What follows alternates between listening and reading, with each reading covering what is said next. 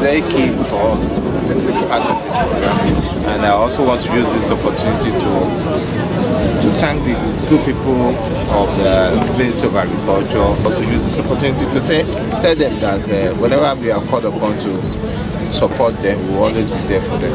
And for the pet owners, it's a good opportunity for you to bring out your pet for vaccination. Very important. We have been told the importance of vaccination, because the anti-rabies campaign that's ongoing is something that is very, very, very, very important, and it's critical.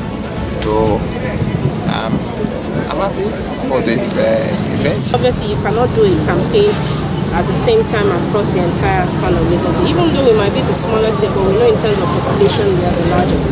So it's better to tackle location by location. So here in Uri, for instance, we'll be here for the next 1-2 weeks, ensuring that people like these are able to bring their dogs to this location to be vaccinated, and then we'll move on to other locations across the year.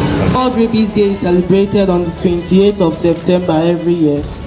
And there was also a seminar held in the year 2015, a global elimination of drug-mediated human rabies by 2030.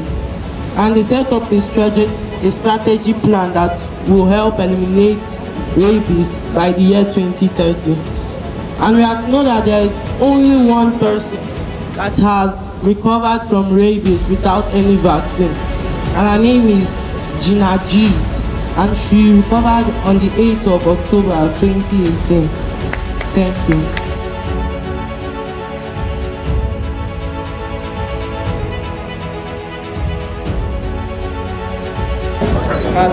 Thank you very much for hosting us. Thank you, Father. Thank you that you've been a father to us. You've been an advisor. You've been a pillar of support to us. Thank you very much, sir.